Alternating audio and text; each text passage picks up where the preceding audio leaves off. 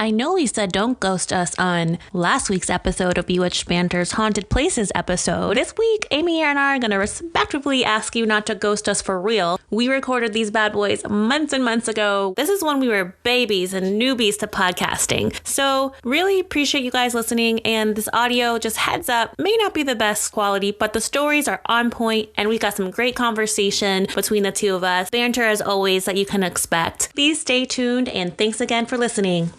I'm not a psychic, but I foresee a lot of cussing ahead in this episode of Bewitched Banter. You have been warned, content is not suitable for all listeners.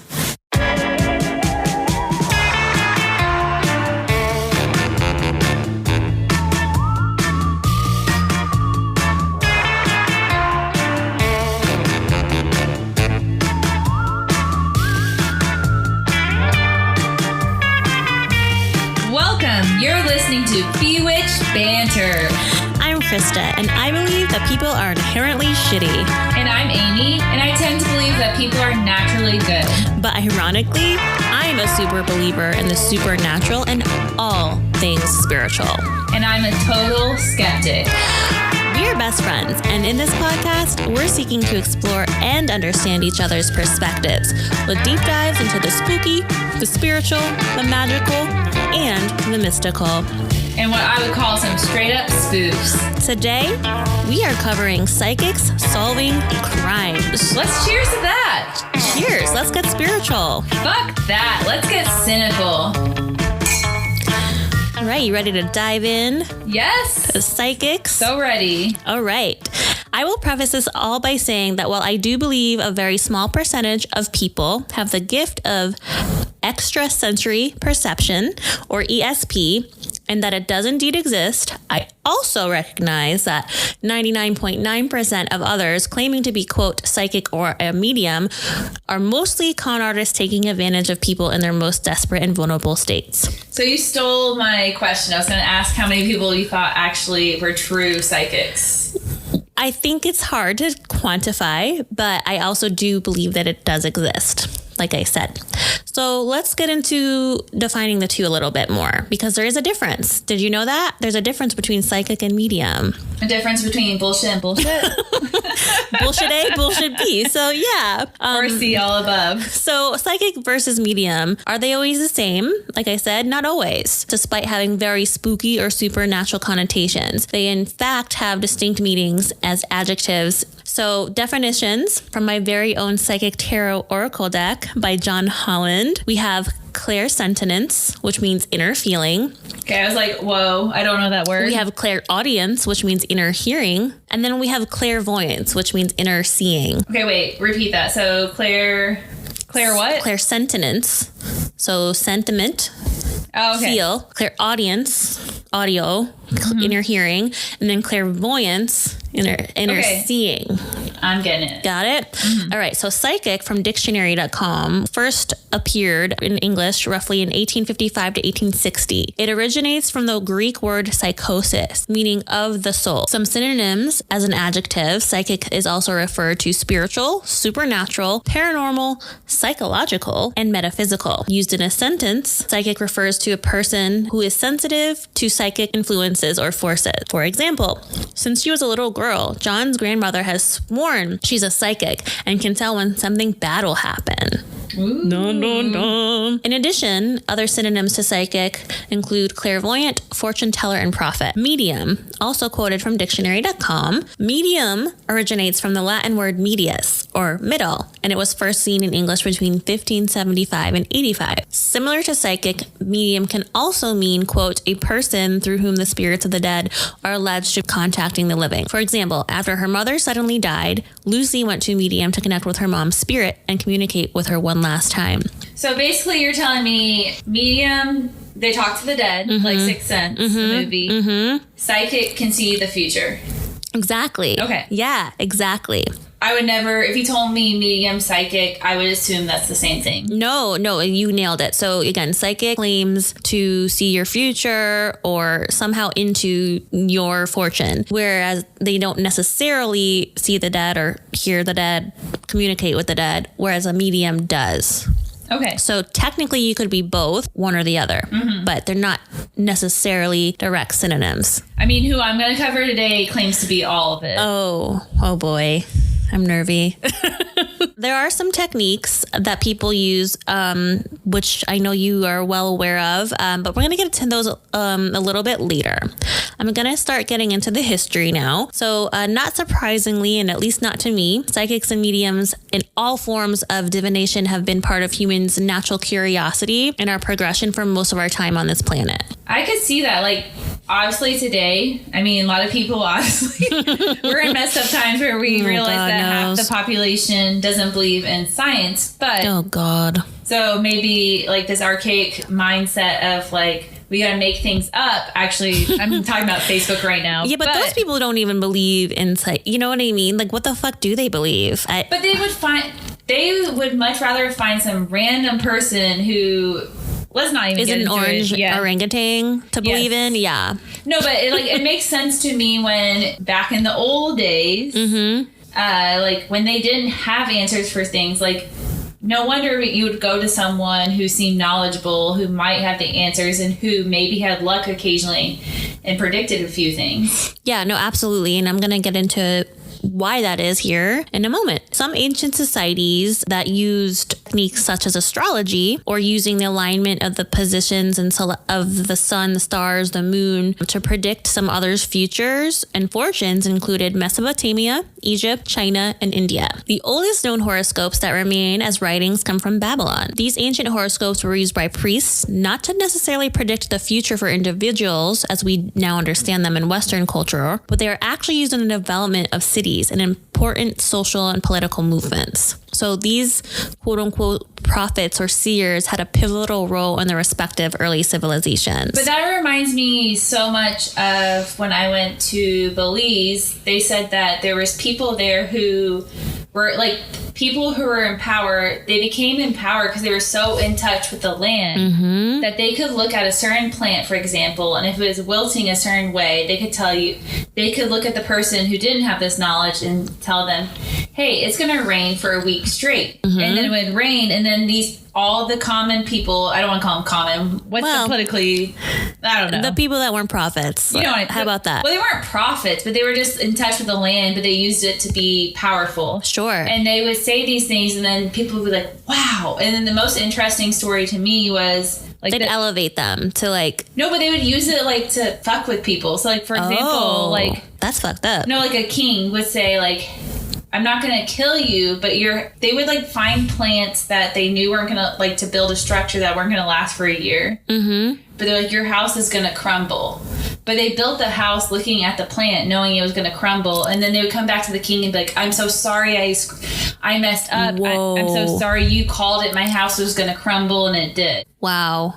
So the kings even used these platforms, as I'm going to get into, as like tools of power. And I, like anyone who is a historian listening to me, I'm probably doing a terrible job. I went on like one tour, and now I'm like trying to retell the history. But I'm just saying all that is interesting. Well, remember how I was talking to you about the Mayan gods and the god of rain? Okay, probably a Mayan god.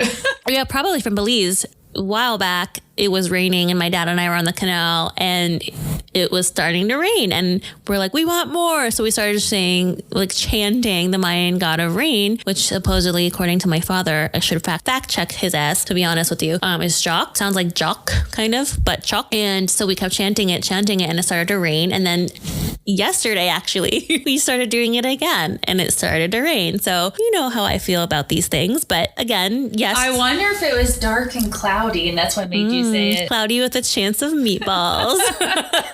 Cloudy with a chance of bullshit. How painful was that? According to Amy. It was pretty bad. But I don't know, like you were saying, if you put your energy into the land and the environment, it listens back. I firmly believe that. Okay, so anyway, obviously these early prophets or seers had a pivotal role in earlier civilizations, as we just discussed, and they were really relied on by the king and whoever the fuck the leader was to, say, hey, this is the way the military is going to move. Hey, this is what we have to do for what way we have to like move into or what have you. They made insanely big decisions on massive civilizations just because they were using these quote unquote prophets, or what some might today call psychics or mediums. So there's way, way, way, way too much to cover from ancient societies when it comes to horoscopes and astrology and psychics. So we will cover that sometime at a later date and more specific to each of those societies. But I'm going to bring it now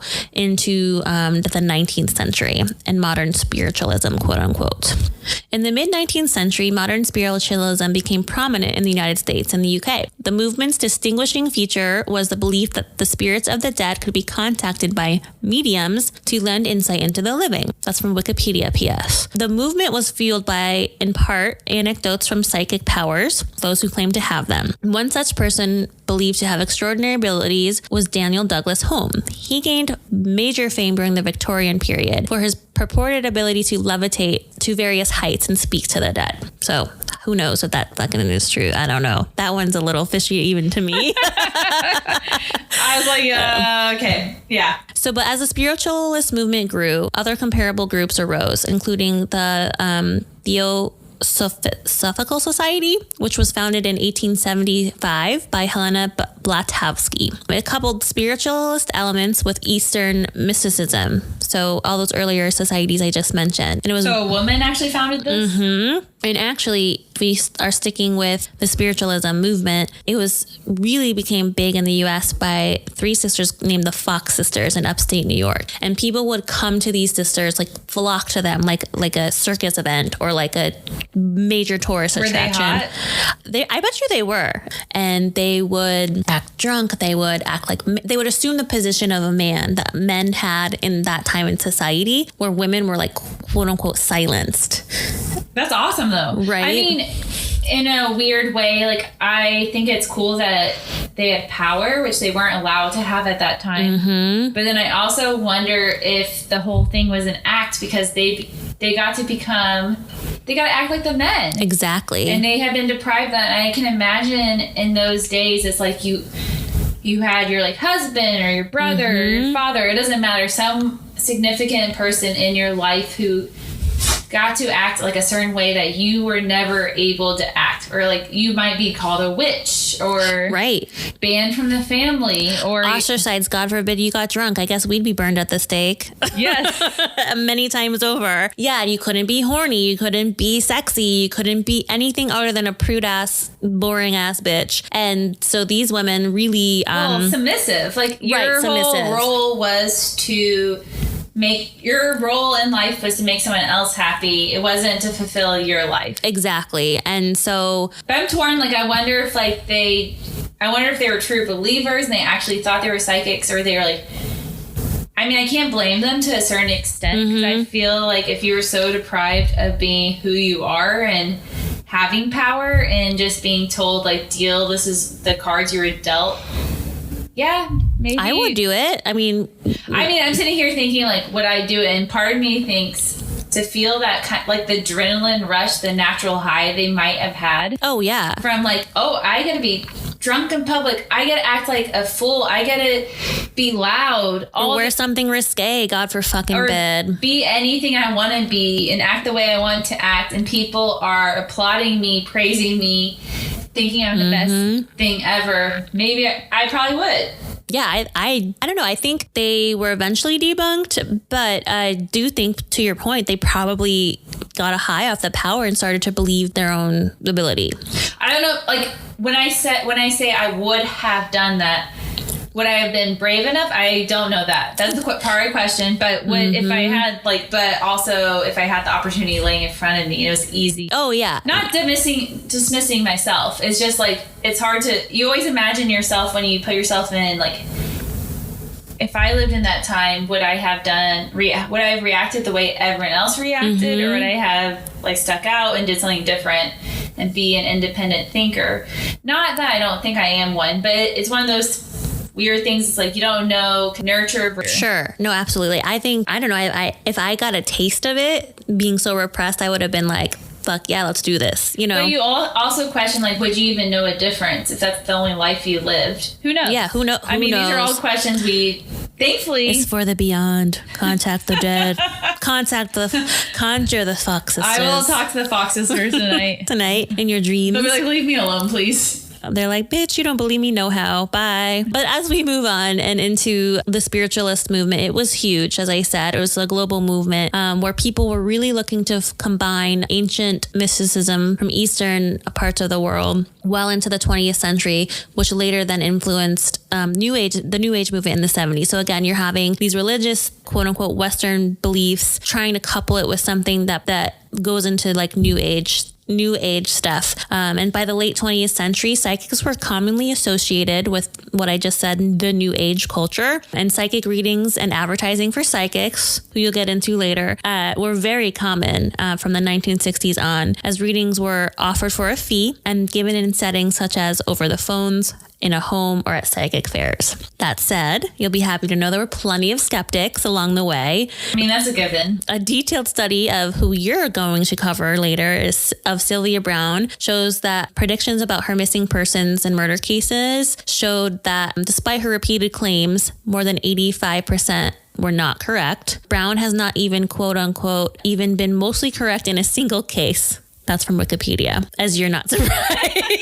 I mean, I'm holding back because I'm going to cover it, but she is an awful woman. Yeah.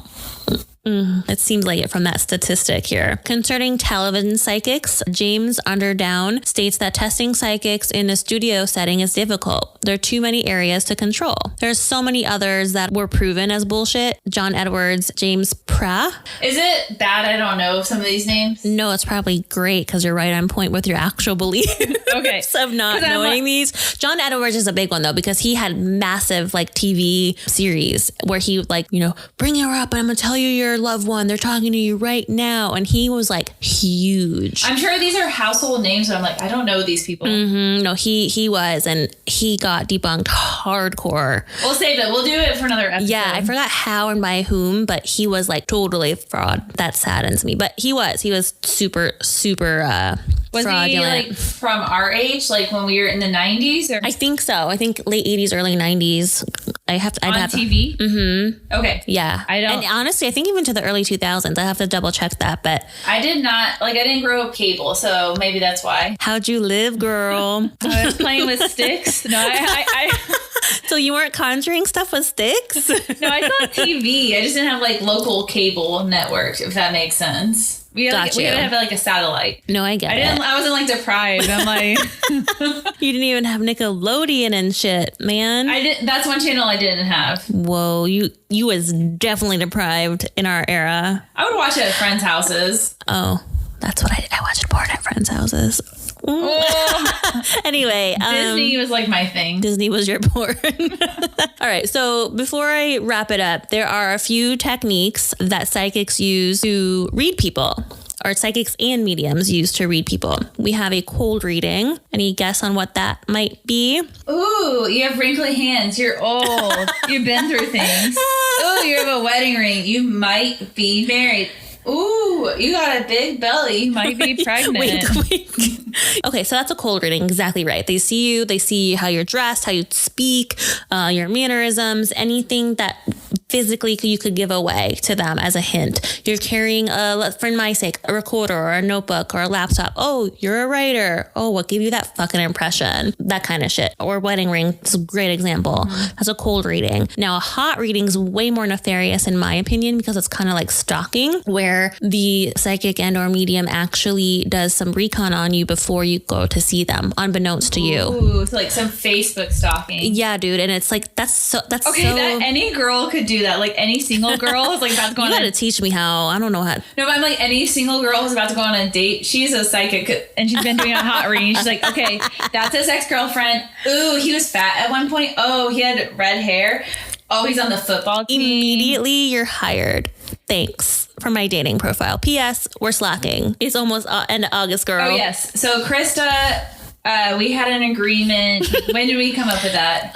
I don't know, sometime last month, which is It now... was last month. Yes, it was. Your time is getting blurred. It's August now. No, but we agreed a few months ago. July. She's going to let me help her make a dating profile. It's going to be the first time for her, like... ever date in my adult life. Yes. Yeah. So you guys should stay tuned for that. Even if you don't care about the spiritual stuff.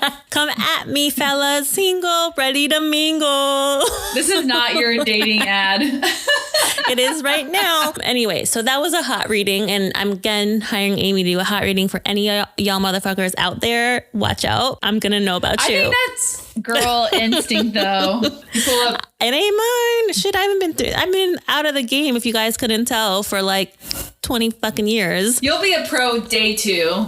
You won't need me. Oh, fucking A, I hope, girl. Over the years, by the way, Ames, there have been plenty of skeptics like you. Harry Price and Houdini are notable folks who actually set out to disprove psychics at all costs. And they actually set up societies to show like this shit is not real. Like you're manifesting bullshit like a plaster or like fake what have you. They actually proved that it was bullshit through scientific methods. So no surprise, unbeknownst to you, the fact that ESP or extrasensory perception, as I started this episode, is not widely accepted in the scientific community. But is anything spiritual?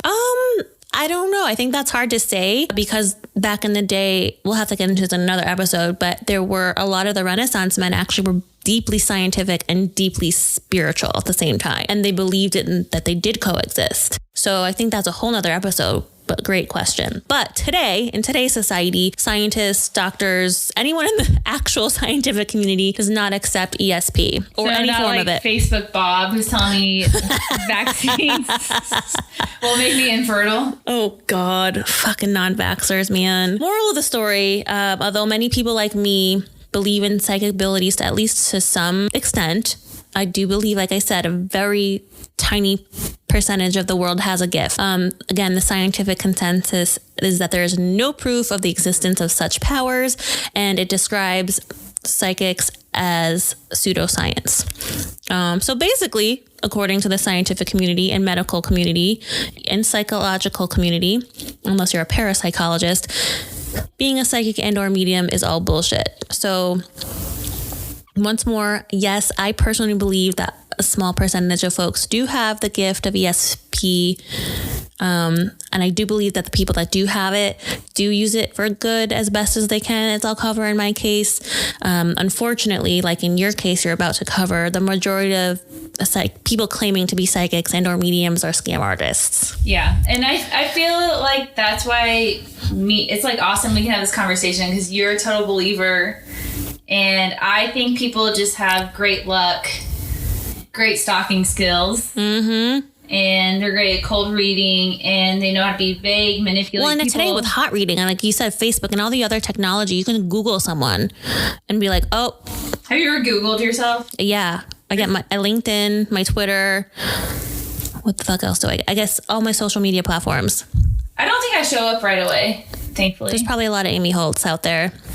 I'm pretty happy about that. Yeah, you're lucky. Mine comes right up. But anyway, again, unfortunately for me, the believer, so many folks that are claiming to have ESP are really honestly taking advantage of people in their most vulnerable states. People like Sylvia Brown coming up next, coming in hot. I know, I can't wait. Tell me about it. People like the Warrens. Yeah, she's bad. The Warrens as well. They are in all the Conjuring movies or the basis of the Conjuring movies. And as I mentioned just above, John Edwards, who was a TV psychic, these folks capitalize on people and distraught families. Unfortunately, most often about their loved ones and missing persons in murder cases. And that is a perfect segue into what Amy will cover.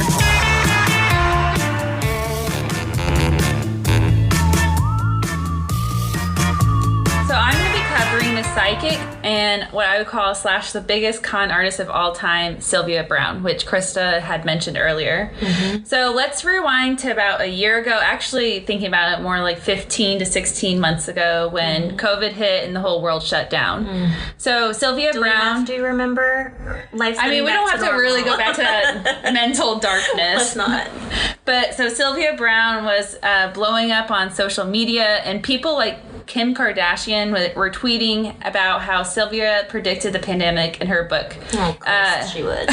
And her book was called End of Days, Predictions and Prophecies About the End of the World.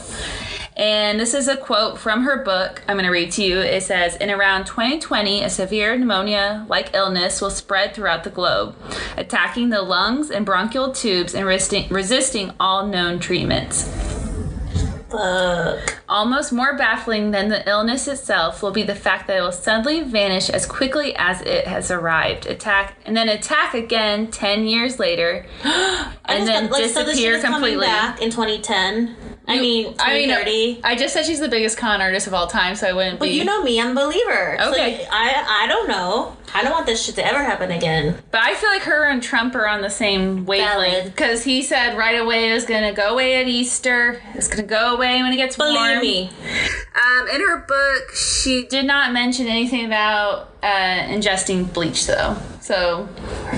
her and Trump... right. They missed a page there of notes. And to tell you a little bit more about how batshit crazy she is, here are some other crazy predictions that she had made in the same book that ended up obviously not being true. So she predicted that there are people, there would be people who would get a bacterial infection. It'd be a flesh-eating disease that would arrive in 2010. I don't remember that happening. Thank God. That's worse than COVID, in my humble opinion. And this is something sometimes I prayed about, even though I'm not a believer. It says, whoa, 2020 will mark the end of the U.S. presidency. I felt that way when we had Trump in office and the executive branch of the government. America will finally be fed up by then and leave it at that. I mean, we were all really fed up, the majority of us. By early 2020, humans will reach an accord with aliens. I don't think that happened. And I thought this was funny. Sometime between 2008 and 2020, a sitting president will die in office of a heart attack. Almost happened. Damn it. With all the McDonald's. Unscathed, the motherfucker. And the vice president who assumes the presidency will declare war on North Korea in light of his accurate belief that the Asian country is in possession of weapons of mass destruction. Or like the COVID variants. She didn't say that, but those are some of the things she said in her book. Obviously, I don't think a lot of them came true, or none of them came true. And just to give you a little, I'm going to go now into like the background of who Sylvia Browne is and her story. Did you say what year she published her book, more or less? It's okay, we don't have it. I was just curious. No, so... It's all good. I was just curious. It was before 2020. Okay. That's all I can tell you. Fair. Got you. So, Sylvia Browne was born on October 9th, 1936. That makes her a Libra. Does it? Ew. Bad girl. And she grew up in Kansas, Missouri. She claimed that her powers manifested when she was about 3 years old. And so at the age of 3, she claims she predicted her grandfather's death, like when he would die. And then she claimed, like, she knew when her sister... Can you even, like, formulate sentences at 3 years old? Especially that depth? I mean, Sylvia Browne could do it all, supposedly. Apparently. I mean, everyone needs to check out her website. I mean, I don't want to encourage don't shout traffic, but her website is very scary. I spent a little too much time on it. Google if you're interested in uncovering her shittiness. And then she also predicted the birth of her sister. They didn't really explain what they meant by that. But she went to college as an English major, and before she became a psychic, she ended up becoming... Before she became a psychic, I'm sorry. Even that's funny to me. Oh, wait, never mind. She was a psychic since she was 3, so okay, let me rephrase that. Sorry, that's Before funny. she became a professional practicing psychic for money, let me say it that way. Chosen career path psychic. Yeah, chosen career path. She was a English teacher at a Catholic school for 18 years. And she had 2 sons, and I'm assuming she didn't predict this or foresee this in the future, but she ended up saying I do about 5 times. Good Lord. And her son, Chris Dufresne... I got 1 down, but shit. 5 is like, all right, what you doing? I was talking about this the other night. I'm like, quit after 2. Just stop. Tell yourself you're not for marriage. Yeah, preach. Her son, Krista Fentz, if I'm saying that right, is a self-proclaimed psychic and author. Her grandmother was a counselor and healer, and she believes that her psychic ability is something that was inherited, like passed down through the family. I dig that. So it runs through her family tree. Usually it is, in my woo-woo-ness, matriarchal passed down, yes. And so while she was teaching, that's when she actually sought out to be trained as a hypnotist and a trance medium. And Krista covered earlier what a medium is. And basically she claimed that she could see into the past, the future, and the afterlife. She claimed that she could reach back centuries to speak to the dead. And she has written over 40 books on spirituality, self-help, paranormal phenomena. 22 of them were New York Times bestsellers, actually. Wow. Yeah, so she did pretty well financially. No shit. The majority of her income came from customers calling and paying for her to use her psychic powers to answer their questions. And So yeah, it's like the thing I was saying earlier, like New Age, like they capitalize on the telephone or like ways to monetize fake accusation or fake proclamations. And her customers were paying on average about $700 to speak to her for 30 minutes. Imagine her $700. So her hourly wage, $1,400. Yes. And often we're it was doing something wrong. Yes. Well, You want to become a psychic with me? no, because we're good people. If I was a psychic, I'd be like, girl, you just need therapy. What if I came to you tomorrow and was like, I'm quitting our current role at our current shared university and was like, yo, this is what's up. This is what we're doing. We're becoming psychics at the mall. Often it was said that you had to be on a 4-year waiting list to speak to her, if you can imagine. And then she would even host cruises where people would pay thousands of dollars to spend a few days with her. And the only reason I discovered that is because one of the stories I was reading about her, one of her big critics, he was a journalist and he attended the cruise to kind of see what it was all about. That shit out. Good for him. And she actually, I was really surprised by this. I didn't know this. She regularly appeared on shows like Larry King Live, and she was a regular ghost. Or not ghost. Maybe she was one of the ghosts that she proclaims to have seen. That was a great slip. Okay, guest on the Montel Williams show. Montel. What you doing, boo? And she became most famous for telling parents of missing children what happened to their kids on the Montel Williams show. So awful. And she would usually tell the parents where she thought the kid was or if she believed the kid was dead. And through that show is documented you know what I'm saying? Yep. Proven several times that her gift was wrong. And Montel Williams was once asked in a radio interview why he had Sylvia Browne on his show. And this is a quote from him. He said, "She's great. She's a funny character. She's hysterical." So hysterical that you tell hysterical parents that their children are alive and they're not. And that tells me he knew she was like a fake fraud. He didn't believe any of it from that quote. Oh, by using the word hysterical? Yeah, I think he thought it was entertainment for him. Right. From that quote. Got it. And then, so we're going to get into one of the most infamous moments of her being incredibly wrong again and again. And this was again once on the Montel Williams show. And it's when she spoke to Amanda Berry's mom about her whereabouts. So we're going to get into Amanda Berry's story. And this story takes place in Cleveland. And so the day before Amanda Berry's 17th birthday, she got up and got ready for work. And she remembers considering calling off because it was her birthday the next day. And I am assuming that's probably one of her biggest regrets in her life. And that question would really haunt her for the next 10 years. So after work, she was walking home, and that is when she saw a van in a driveway, and she glanced over and thought she recognized the girl sitting in the passenger seat. And it appeared to be someone she knew from school, and she assumed it was their dad. The man in the van, his name was Ariel Castro, and he was an elementary school bus driver and one of Amanda's classmates' dads. So she did really recognize him. So she's still walking. The same van appears later and slows down, and it is now just the man by himself. And he asks if she needs a ride home. She says yes, and then she asks where his daughter is, and he said that he dropped her off at home and offers for Amanda to go see her. Castro's daughter, so the man's daughter, isn't living with him at this time. She's living with her mom in another neighborhood. But Amanda jumps in the car. I mean, she doesn't know this. And when they get to Castro's house, he claims that the daughter is taking a bath and she will just have to wait. And while That's creepy in itself. I don't know why. Anyway. And so as they're sitting there and he's like, oh, to kill some time, let me just show you around the house a little bit. And so he walks her around the house and she sees another girl there watching TV.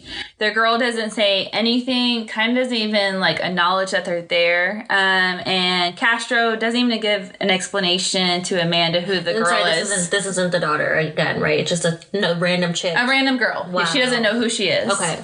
And so this girl's name is Michelle Knight. And she, at that point, had already been held captive for a year at the house. Fuck. So disgusting. So then he proceeds to take Amanda to the basement, where he taped her wrist, he tied a belt around her ankle, and placed a helmet over her head and left her in the dark with the TV on. Oh my God. Ariel Castro would hold her captive for the next 10 years, along with 2 other girls. For the next 10 years, Amanda was starved, tortured, and sexually abused by Castro. Ugh. She said that she remembers yelling out for help in that moment, and in that exact moment, she had this feeling I'm never going to be able to escape this house. So you can even imagine it's just dawning on you I'm trapped here. This is the rest of my life. Yeah. And so I would just give up. So yeah, I would just be like, nope, I'm dead. Bye. Yeah, I don't even know how you would respond to that moment. I feel like it'd be hard to even comprehend what just happened to you. And then after 4 days, her story had made national headlines, and she's left in the basement with the TV on. So she starts to see her mother and sister on TV. She said, and this is what she says, a quote from her, "They kept me going. You know what? I'm going to make it home to you. As long as you fight, I am going to fight." So after a week of Amanda missing, Amanda's family received a phone call from Amanda's cell phone. So Castro stupidly used her cell phone and said, "I have Mandy." And they said that Mandy was a pet name that only people who were really close to her would call her. He also said, "She wants to be with me." And then just hung up the phone. Oh my God. So this was in 2003. The FBI was just starting to be able to track cell phone locations at this time. Okay, that's what I was going to ask. Yeah. They just ping or triangulate some crazy tech shit. Yeah. I guess it wasn't around as long or as easy as they make it on the shows I watch. Yeah, so today, obviously, if you're looking for your phone, you can see it's in your house, or if you leave it you left it at Target. Okay. But at this point, they only could narrow it down to a 30 to 40 block. And so they spent a week nonstop looking in that area, but they never found any leads. Oh, horrific. So he ended up moving her into this tiny, dirty room. They said it's about the size of a closet. Oh my God. She had to use a bucket as a toilet, and once a day, Castro would give her something like a bag of chips or crackers to eat. So you can imagine nothing with nutrients. Imagine how hungry you would be. She said that everything came at a price, and she always ended up having to pay for it in some horrendous way. And even as something as small as a shower once a week, she would, usually it sounds like have to pay in sexual favors. Yeah, sexual. Ugh, disgusting. So after a few weeks, he asked if she wanted anything, and she asked for a journal. And he did give her one, and she ended up using as a diary to report how many times she was sexually abused, because she was hopeful that one day he would have to pay for what he did. She would use a code to report the amount of times he sexually abused her, and had dreams of the diary being used as evidence for why he should be locked up. Which is good. She kept hope the whole time, but that's so disgusting that she had to do that. You know what I mean? Yeah, how horrific. You have to re-traumatize yourself and mark every time you've been raped. God bless her. Seriously, oh my God, that's horrific. I can't. So he kept taunting her that once he found another girl, he would let her go. About a year later, he ended up kidnapping another girl who was close friends with his daughter, and her name was Gina Jesus. It is said that the father this is disgusting. It's said that Gina's father even came over to Castro's house looking for Gina. He told Can you fucking imagine? No. That poor father. He told Gina that his daughter Arlene was lost and he needed help finding her. Gina jumped in the car and then was driven to his house to not leave for another 9 years. 9 years. So is this in concurrent with Amanda? So like she said she was there for 10. Yeah, so it was a year later he found her. Got it. Another girl, Got Gina. it. So it's not like 19 years now. Yeah. Got it. Okay. So Amanda, again, she's in the tiny room, in the closet. I'm sure she was moved to the basement occasionally, but a lot of times it sounded like there was a TV running on. And she said she recalls watching the Montel Williams show, and she just would constantly have like this daydream of like her mom being on the show, and like Sylvia Browne telling her mom like that she's alive and that she's okay, like giving her. Maybe she's a medium. But I think at that point you stretch for any little bit of hope or anything to keep you going. I don't think that's being a medium. I think that's just reaching for something to give you hope at that point. I'm just going for the opportunity here. I think that's just optimism. I think that's daydreaming. Like, oh, wouldn't it be perfect if my mom went on this show and they told her where I was? But maybe she manifested it. But her mother did really end up appearing on the Montel Williams show, which I mentioned earlier, to speak to Sylvia Browne about what happened to her daughter. And this is devastating. She quickly replied, "She's not alive, honey." Ugh. Browne told Miller Honey, that's so kind of fucking sending. Like, first of all, you're talking to a victim's mother, and second of all, like, don't use the word honey. No. In that context or ever. Never call me honey, especially on national television. Sweetie. Or especially after what I've been through. Yeah, no. Mm-mm. And she then proceeded to say, your daughter's not the kind who wouldn't call. And Amanda, like, to me, this is kind of mind-blowing that she caught this, because Amanda said she remembers watching the show, and she just immediately started crying, and you can't imagine, she just couldn't stop crying, because she was watching her mom cry. So imagine that reaction of seeing, like, your mom hearing that you're not alive. And this is heartbreaking. So her mom actually ended up dying 3 years later of heart failure. Oh my God. And when her mom was asked about what Sylvia told her, she said she believed it 98%. She like, you know what I mean? That there's the 2%. She's like, maybe she's still alive. But she said in her heart, she thought 98% that Amanda wasn't alive. So how fucking sad. And so at the age of 20 years later, let me rewind that. At the age of 23 years later, Amanda became pregnant. And she explains in an interview she was terrified.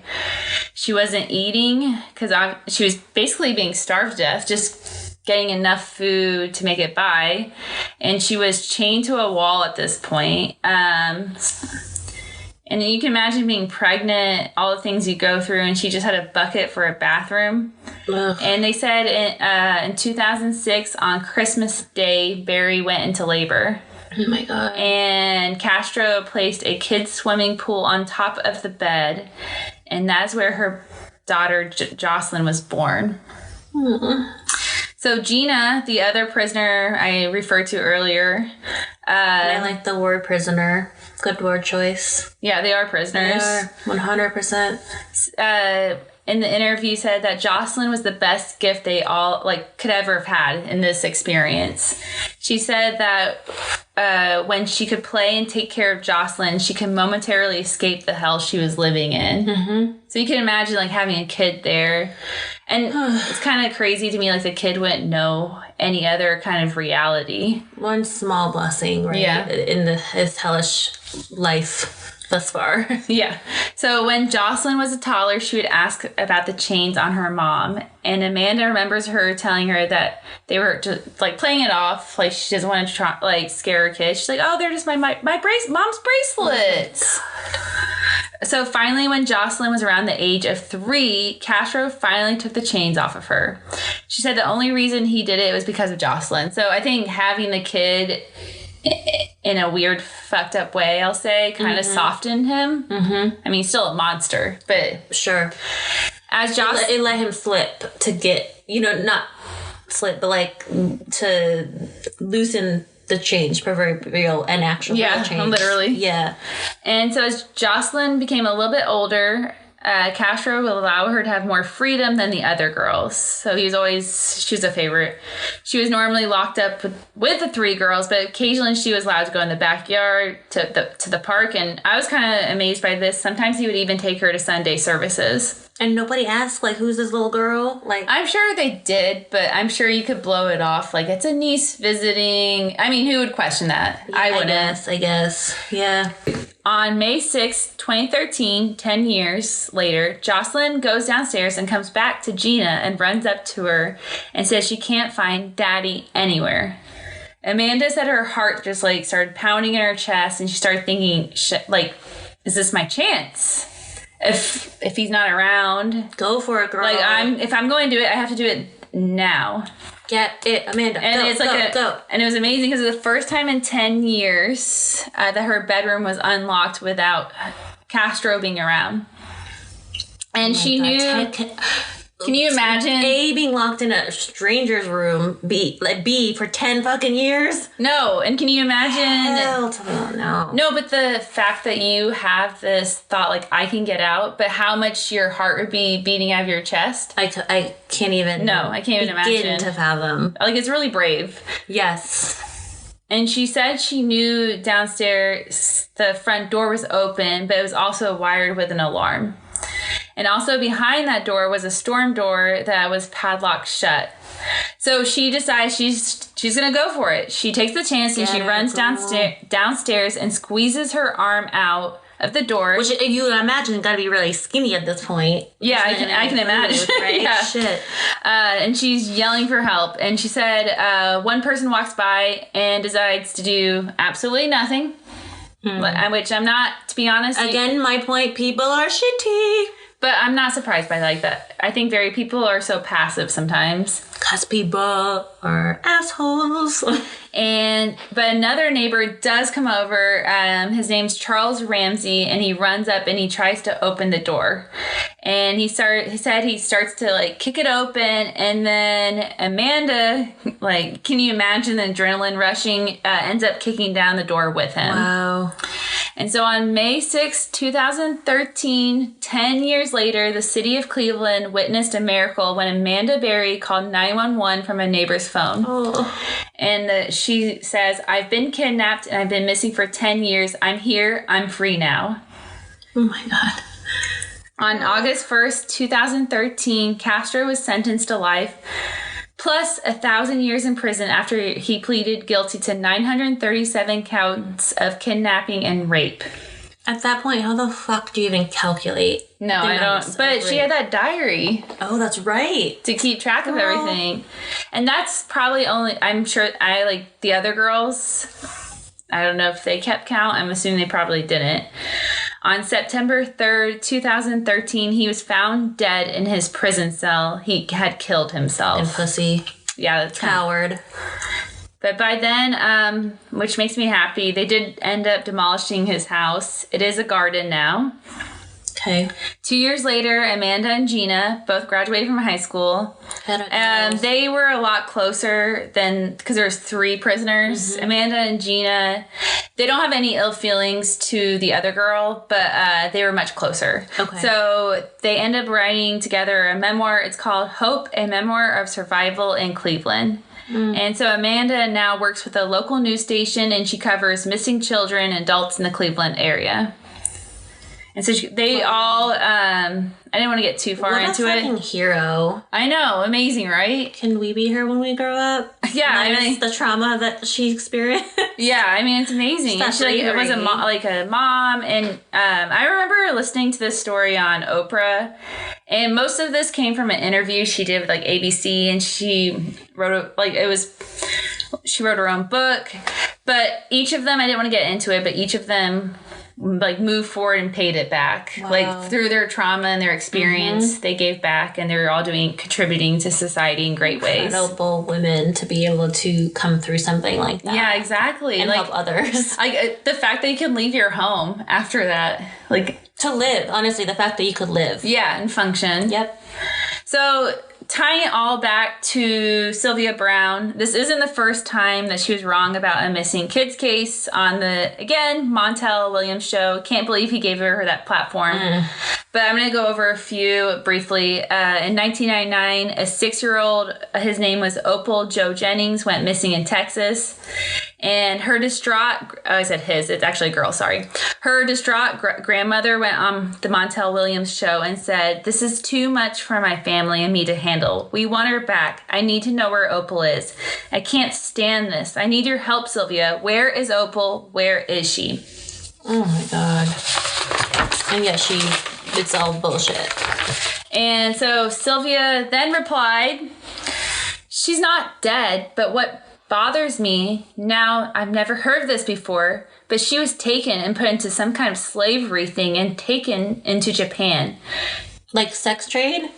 I don't know. And she says the place is Kokoro. And then Montel Williams, in a moment, everyone's like a stunned silence. Kokoro? Like not even a real fucking place. No. In Japan. Doesn't exist. No, it doesn't exist. What the fuck? And she goes on to say, so she was taken and put on some kind of a boat or a plane and taken into white slavery. What the And again, she was proven wrong. Opal's body was eventually found buried in Fort Worth, Texas. Oh my God. It was concluded that Opal was murdered the night that she was kidnapped. So there's no way in hell she ended up in Japan. Because we know how long that flight would be. You would not make it there in time. And if you're gonna fucking make shit up, at least use a real goddamn city. Yeah, exactly. Like what the You fuck? sound like an idiot. And then again, in 2002, Brown told the parents of a missing 11-year-old Sean Hornbeck on the show that the child was dead and kidnapped by a dark-skinned man with dreadlocks. Of course she's gonna fucking throw that up. Don't Yeah. let me start it right now. I can't. I'm already mad. Yeah, so Hornbeck was found alive in 2007. So was alive again. And his accused kidnapper was Michael Devlin, and he was white and short-haired. Wow. Yeah, so obviously going for the racial stereotypes there. Hornbeck's stepfather, Craig Akers, told Anderson Cooper that Brown offered to do a more extensive psychic reading off camera for $700. So there she was, again, peddling for more money, and she denied the claim. And then I'm going to leave it with this. So when she was asked about her inaccurate prediction, she responded with the same sentence that she said in the past. "Only God is right all the time." Okay. Honey. Like what a cop out. But then why the fuck are you a psychic claiming to be right all the time? Yeah, and don't get paid for it if you are so inaccurate. And don't blame it on motherfucking God. Like, don't do that. Like, no. You own up to your shit. You fucked up. You lied to families and you took advantage. Like, fuck you. Yeah, but the fact that to me, is crazy that she still had this huge following when it was aired on national television how wrong she was. And it wasn't just one time. It was over and over again. These stories would go viral and she was completely off the mark. And like the trauma and just the stress she caused these families who are already in such a dark, deep place. Yeah, oh my God. Like, how could she do that once and then all her followers still... I mean, there's people today who still worship her, think she's buy her books. Oh she has, I wanted to get into it, but I'm sure... Was she ever convicted of anything? No, I don't think so, but she even had her own religion. If you go on her website, she has... fucking serious? Yes, there's too much information. Sure. I feel like we could do a whole episode on her sometime. Yeah, maybe we will. Let's do it. Yeah, but that is Sylvia Brown and... solving quote-unquote... murder cases. Kisses? No, I don't want to kiss that bitch. Wow, dude, good job. Thanks. So now I am officially done talking because that was a long story. Sure was, but it was a really good one. And we are now going to get into Krista's story. Yay! So today, Amy, I am bringing it home literally with a local medium from Phoenix. Oh, so cool. Yeah. So I really, honestly, I should have followed my gut instinct on this one and believing that people kind of suck. But instead, I chose to believe a very, very Hollywoodized depiction of this person as a legitimate medium and as one that did so to use her abilities to solve crimes right here in our beautiful state of Arizona. And while she's not a total piece of shit like Sylvia here, she evidently is not all the show that was based off of her life made her seem. I mean, Sylvia has a high bar to reach. Exactly. So again, not as total piece of shit, but today I am covering Alison Dubois. I've never heard of her. Yeah, she was born right here in Phoenix in 1972 and even attended Corona del Sol High, where so many of my college friends attended. So what's up, y'all? Is that in Tempe? I think it is, Okay. actually. Yeah, it's probably pretty close to where we're at right now. So, I also remember Allison, as if I know her personally. I remember moving here. We are so tight. She communicates with me through, what's it called? ESP? No, that's extrasensory perception. You're quizzing me and I'm being a bad student. No, what the fuck is it? Telepathy. Okay. Right? I fail? Yes, I failed too. I could barely think of the damn word. No, anyway, I remember moving to Arizona in 2005, came all this way, as you know, for college, and on my way to various classes around campus and then later to internships around the valley, I regularly listened to iHeartRadio's Kiss FM station here. The local morning show still exists and they're still amazing. They're called John, Jay, and Rich. I bring them up because they would often have Allison on as a guest and call in. So cool. Every morning. So since I used to listen and, you know, my heart always believed in mediums and psychics, I was like, whoa, so cool. She's local. And so I was always intrigued with her because of listening to her on John, Jay, and Rich. She foreshadowed, or shall I say predicted, the hit success of their morning show. And again, they're still going 10, 15 years later. They're very successful. Yeah. And so she'd answer the host's questions and callers' questions, often about their man or their wife, what they've been up to, what you doing. But she also... My man cheating on me. Where are the roses, baby? But again, if you have to send roses and call a radio station, like, yeah, you might need to communicate in that relationship a wee bit better. Anyway, in addition to callers' questions, she also claimed to have communicated with one of the hosts, John Jay's dad, who had recently passed away that summer. So also that summer, circa 2005, there was a serial shooter off of Baseline Road. Damn, that's scary. Really scary. So literally I just moved in to my dorm in Tempe, very close to here right now. And so my parents just left town, going back east, and there's just news that there's a mass shooter from the highway. We've had a few mass shooters. Yeah, man. But it was... What is up with that? 'Cause I don't think that happens other places. Yeah, it's ridiculous. But anyway, she bring that up because Allison claims to have called the Phoenix PD to identify the shooter.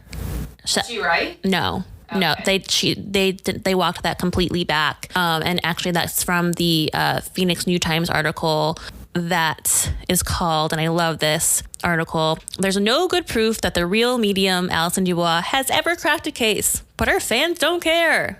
I.e. me.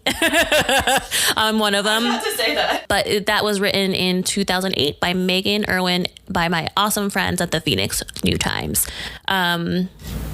Yeah, she claims to really have been involved in a lot of local cases. Oh. A bit about her early background. As I said, Dubois grew up right here in Phoenix and claims to have realized her ESP abilities starting at the age of 6. So ain't got nothing on your 3-year-old Sylvia. But similarly to Sylvia, she also has a grandpa story that helped her realize her abilities. So when Dubois was about 6, her grandfather passed away of cancer and went to the funeral, all the things you do with family. When she went home that night, she claims to have seen him in his younger form at the foot of her bed. That's creepy, Grandpa. It is really fucking creepy. Yeah. Like, I literally have prayed to my grandmother, like, I know you're there, I feel you, but like, do not show me. Like, you are not allowed to appear. I cannot see you. No, I would not want to see a ghost. Fuck no. Wait a minute.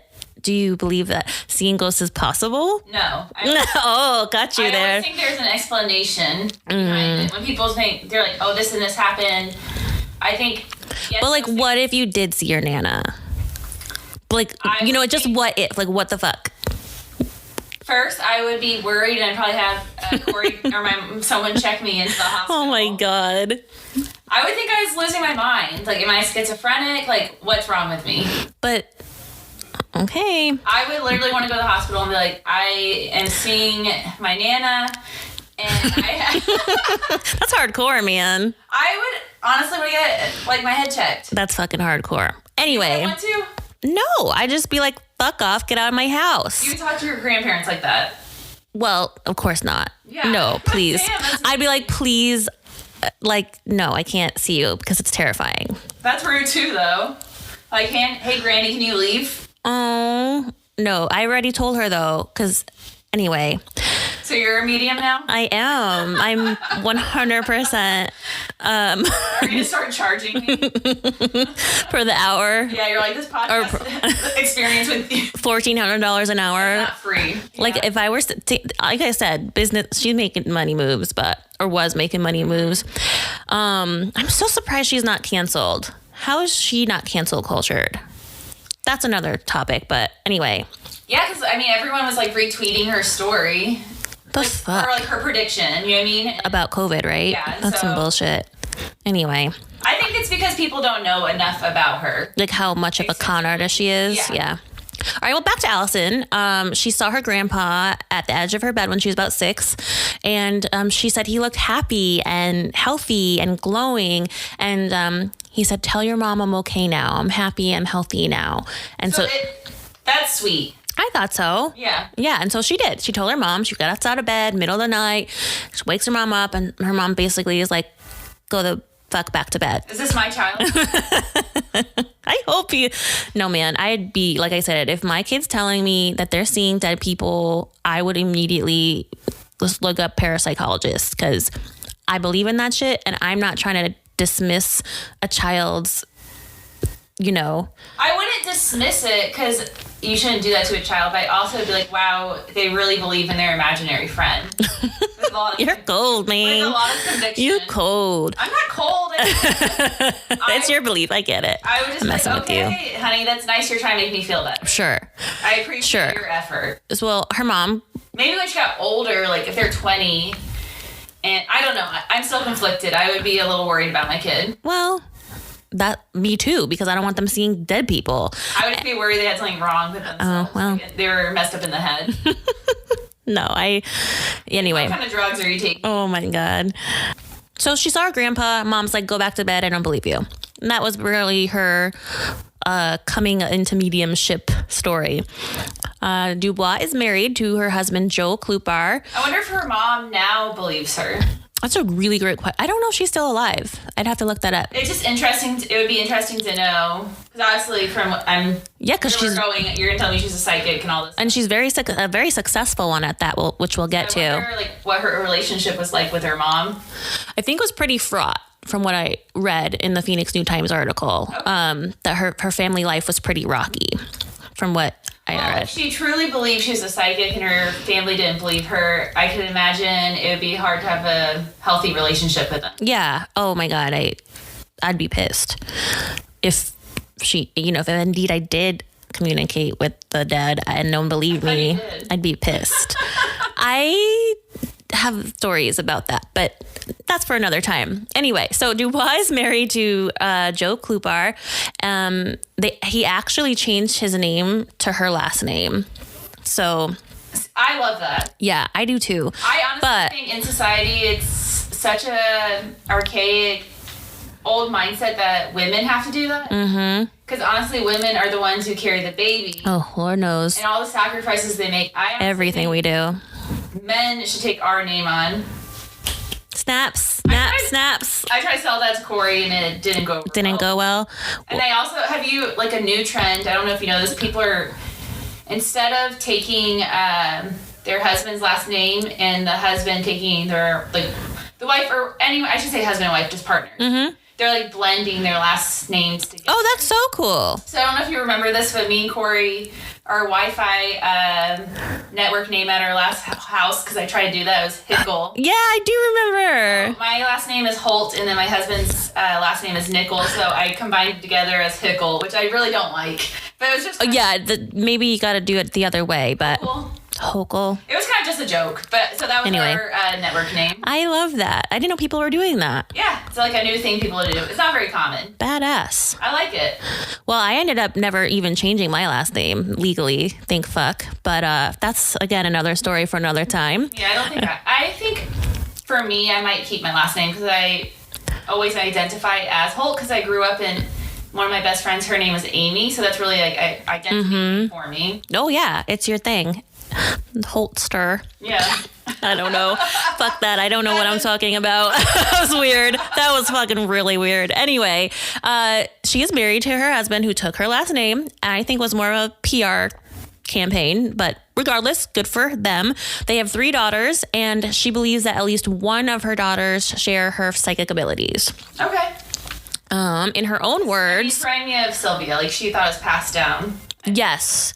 Yeah, and I personally believe that too, that it comes from matriarchal lines in my believership. Okay, so in her own words, and from her podcast, A Dead Life with Alison Dubois, on an episode called My Life, it aired recently-ish this year, February 2021, she reverses roles with her husband, Joe, and is actually interviewed by him. This is a very minor snippet from the interview regarding her purported abilities. Joe asks her, "What are some of your abilities?"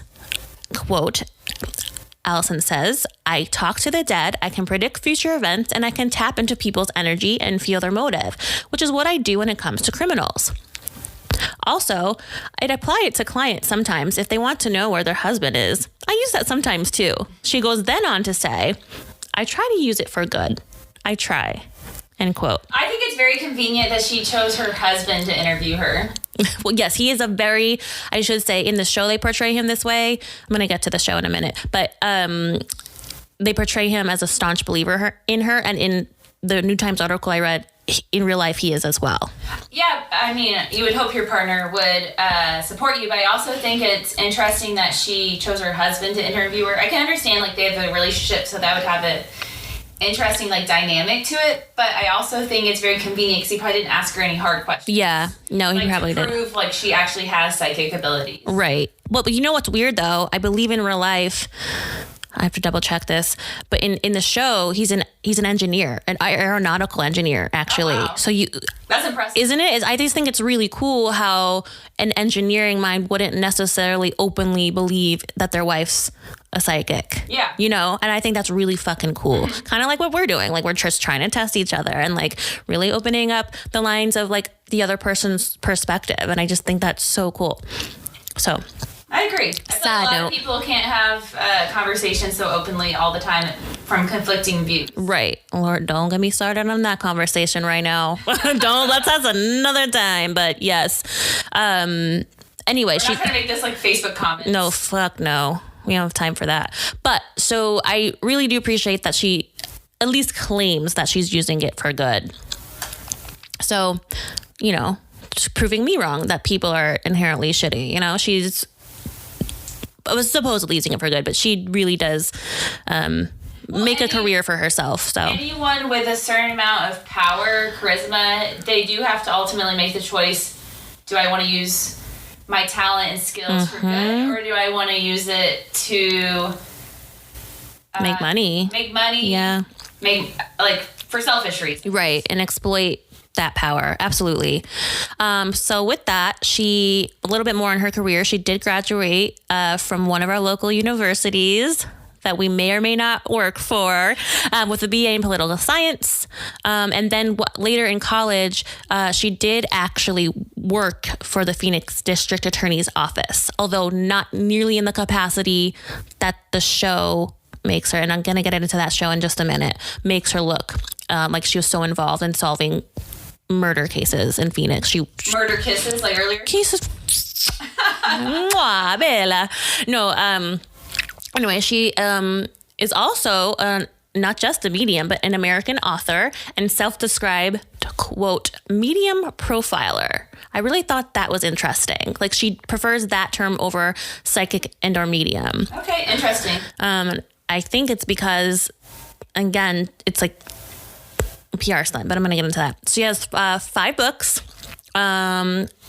You can look it up. I don't feel like reading them all right now. But one of them, Don't Kiss Them Goodbye, was actually the inspiration for the show that medium that we'll cover shortly. Again, she prefers the term medium profiler over psychic or medium. And again, I personally think it's a PR stunt and a very fucking savvy one at that. This is like the PR girl. By the way. That is like her subject. Thank you, ma'am. We have the artist and the PR gal.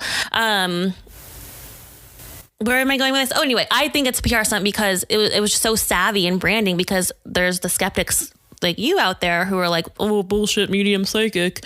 With the word medium profile, it really allows her to, quote unquote, attach herself to these law enforcement in a much more authentic way than just saying I'm a psychic and let me help you solve these crimes, like Sylvia's bullshit ass. I mean, to me, medium profiler sounds more legit than psychic. Right. And if you were to see that on a resume, I'd be more impressed. You would? You actually would? I mean... Are you interviewing for personal media? I'm on LinkedIn. Do psychics have resumes? I don't They're know. A ghost. In the top of their like masthead. Oh my God, I love it. Anyway, I will have this job. To your point, as I covered earlier, psychic and medium have very negative connotations in greater society, but even more so, and especially in law enforcement, in the scientific and medical communities. And as I also covered earlier, the science community, just as a recap, does not accept any form of ESP, mediumship, or psychic abilities as a legitimate, naturally occurring phenomena. So, word debunked, y'all, by those who believe in science. All right, but back to her medium profiler title and her abilities for good. We're going to enter the hit TV show Medium, which I have now mentioned several times. This inspiration actually came from her book, Don't Kiss Them Goodbye. It ran on NBC and CBS from 2005 and until 2011. I've never heard of it. I'm gonna have to watch it. I loved it. I just randomly found it and I binged it. It stars the talented Patricia Arquette, and it was created by Glenn Gordon Caron. So back to her medium profiler title and using her abilities for quote unquote good. And enter the network hit TV show Medium, which you've never seen, right? No, never heard of it. Yeah, I forget when I watched it, maybe 5 or so years ago. Mm-hmm. And I just binged it and like I was obsessed with it. No, I have to watch an episode. Yeah, it's really, really good. Hearing all this. So good. The acting,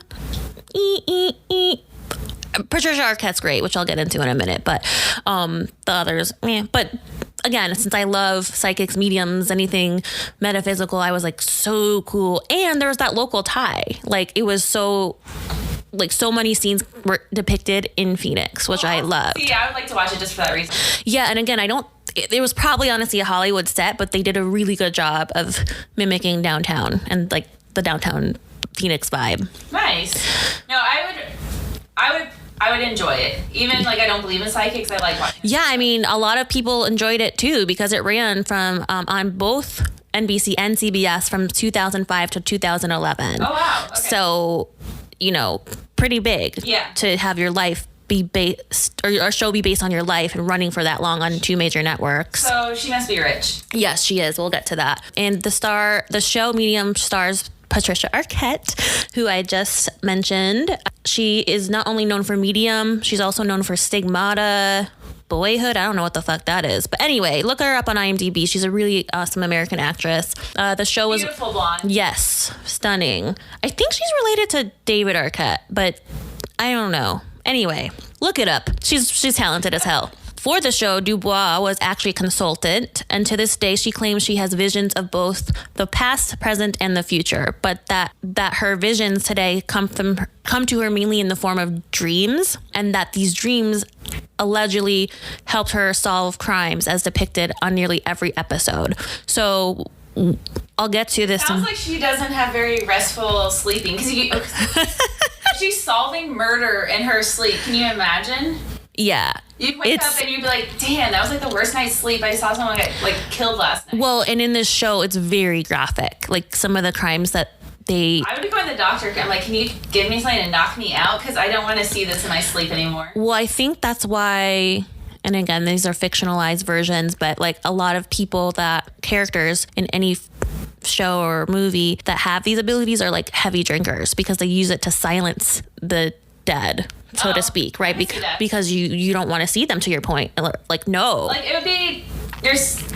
Maybe that's why I drink so much. Oh my God. I am a medium. But it'd be like one thing because she's helping solve crimes, if it's true. Or all law enforcement that she claims to have worked for, I'll get to it, deny ever working with her to solve crimes. Oh, they're like, I don't want her name attached. Right. But yeah, whether or not she did solve the crimes or not, she did create that hit of a TV show. It still has it has 130 episodes, 7 seasons, and still airs worldwide to this day. So like you said, bitch is rich. Making that money, royalties, get it, girl. And so while the show is definitely not an exact depiction of her life, it did garner her inspiration, again, from her book, Don't Kiss Them Goodbye. She says, quote, from her website, that every episode is not a biography of my life. It is simply based on my life experiences. Okay, so like most TV shows and movies based off any true story. Bingo. And she goes on to say, it is an accurate portrayal of my life, whom the people I shared it with a little Hollywood magic thrown in. Just toss it in there. I mean, you get Patricia Arquette being you in real life, like... Yeah, take advantage. Like, that's Hollywood there. But tying the show back to the show medium back to our show today on psychic solving crimes. Again, it's not her real life, but the show focuses so heavily on Dubois' ESP and mediumship to solve crimes as a consultant for the Texas Rangers, which, P.S., I think that was Opal's case that you covered earlier. Oh, okay. That's cool connection. Yeah. And she claims to, in the Phoenix New Times article, have contacted the Texas Rangers in real life about Opal's case. Wow, full circle here. Yep. And then later in the show, she is featured as basically like the right-hand woman and consultant to the Phoenix district attorney. And they all said this isn't true, basically. Correct. Yeah. So fictional, and to my knowledge, in real life, she's never been credited ever with solely solving any crimes here in Phoenix or in Texas, as it was portrayed on the show. Were you disappointed when you I was. Unfortunately, like you're saying, any real life claims of Dubois working with law enforcement have totally been walked back by both agencies. So Phoenix PD, District Attorney's Office, Phoenix, and Texas Rangers. Sorry, Texas Rangers to me sounds like a... Superman. Yeah, no, it's actually an elite squad of Texas, but they are very cowboyish, or the way that they dress still is very cartoonish. But it's like a very elite police force in the state of Texas.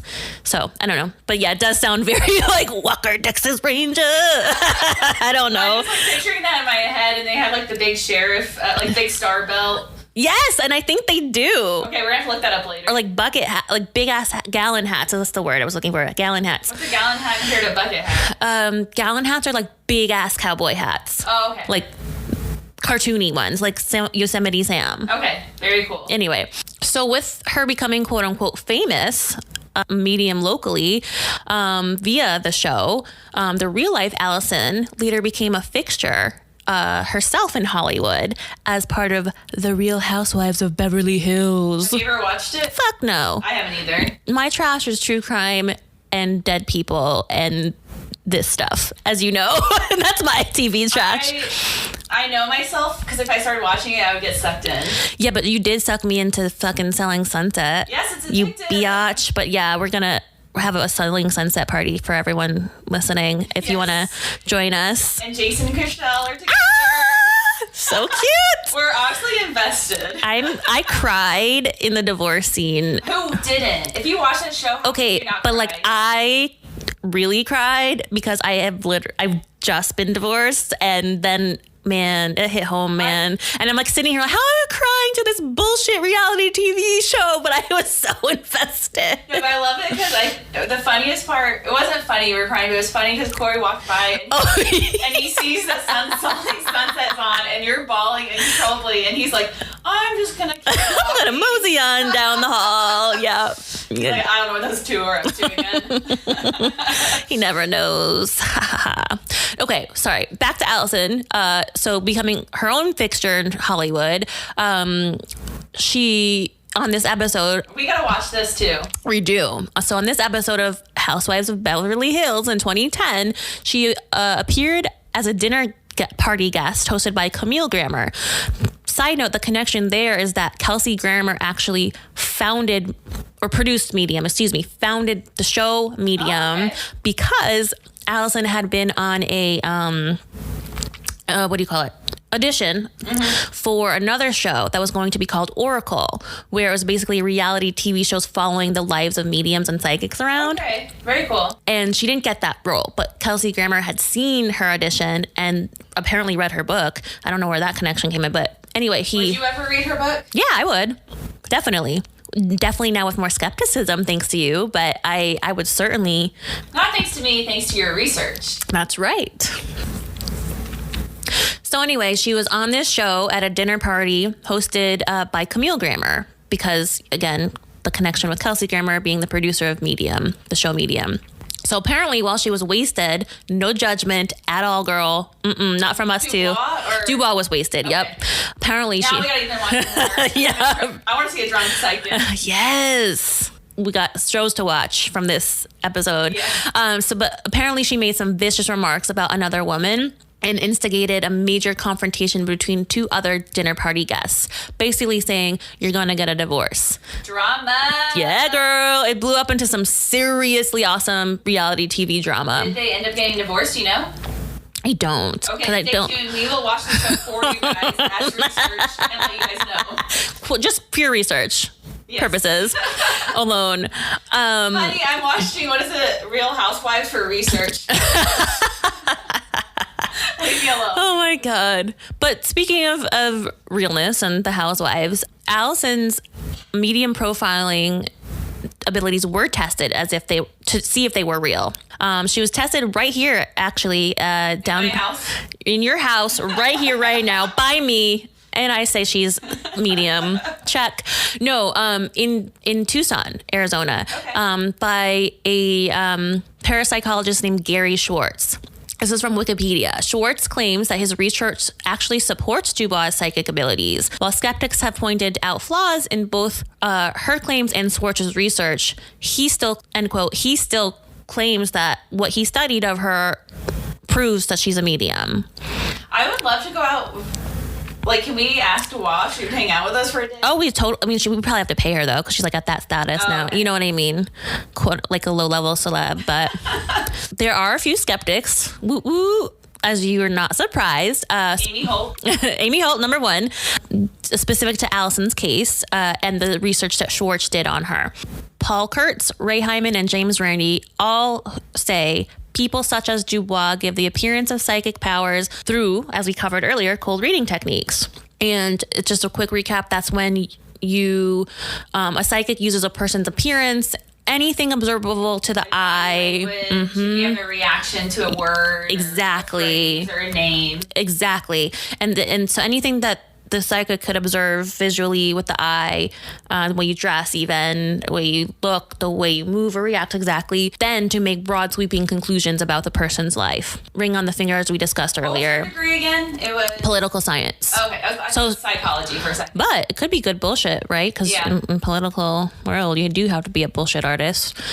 So Schwartz claims that she contacted or connected with his friend that recently passed, who said to her, I don't walk alone. Apparently, Schwartz thought this was in reference to the friend's confinement to a wheelchair, which Dubois could not have known, according to Schwartz. But Wait, I'm confused. so in his research, he was testing her abilities, Schwartz, and Dubois claims to have heard the friend of Schwartz say, "I don't walk alone." Like, that's how she communicated with this supposed friend. Okay. Schwartz understood. So this is a dead friend or passed on friend, right? But Schwartz took that comment to understand, because that friend had been in a wheelchair in life. That's what he claimed that she was referencing to. Oh, okay. But And- he could just be really reading into what she's saying. Exactly. And like applying his own meaning to it. Exactly. So all the three skeptics I mentioned above agree that Schwartz left to an unsupportable conclusion, or several unsupportable conclusions, and that the experiments were allegedly yielded positive results because they weren't conducted with actual scientific controls or protocol, obviously, even for me.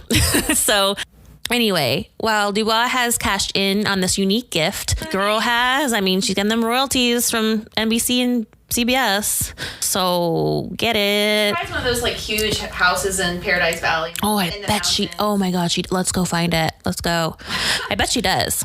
While Dubois did cash in on, and still is cashing in on this unique gift and having many believers, and by the way, on her podcast, she calls all of her followers believers. There is the general consensus that she and other psychics have only done just that, made millions off of people's misfortunes by telling their fortunes. So whether or not she actually does connect with the dead, in my humble opinion, I don't care.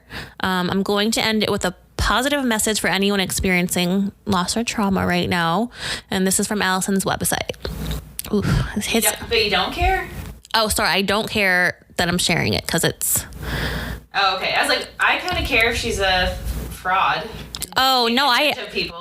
yeah, you're right. I do care if she's maliciously using it. I don't believe that she is fully. She's using it to certainly make herself rich. Good for her. Support your family, girl. I can't, I disagree. I feel like if you're taking advantage of people to elevate yourself, that's not right. But anyway, from her website, you can't get around the pain. You must go through it in order to heal. Did she steal that from Oprah? It kind of sounds like it.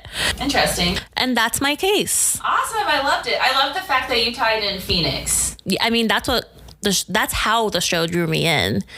And her, honestly. Like I said, through the radio station in real life, and then I saw the show and I was like, holy shit, it's her. That's so cool. It's local. So, I don't know, just some Phoenix pride in there. No, awesome. And I feel like now we got a lot of quote unquote research to do, TV watching. Yeah, we do. What is it? Housewives, Media. I need to watch Medium. Oh, you need to watch Medium and Selling Sunset, y'all. Don't forget. We will watch it with you, for you, cry, laugh. Anyway, this was so much fun. So much fun. We did this. It was a really awesome first episode, topic. I think it was a good one. Yeah. To kick it off with. Hope you guys liked it. And Yes, and if you stuck with us the whole time, we appreciate it fucking so love you. much. Yes. Can't even thank you enough. And so on that note, thank you guys so much. If you are still here, holy shit, thank you. Yes, thank you so much for supporting us and listening. This was for us, me and Krista have been thinking about doing a podcast forever, and we're doing it. So hope you enjoy, and hopefully you get some of your own different perspectives along the way. Yeah, definitely. I feel like the whole part of this journey is for me and Krista to learn from each other. And hopefully you learn from us. Exactly. So that was awesome, and we would leave it on the note. Peace be witches. Cheers. Cheers. Bye. Music, Phantom Fun by Jonathan Boyle from premiumbeat.com. Podcast edited and produced by Krista Hins and Amy Holt.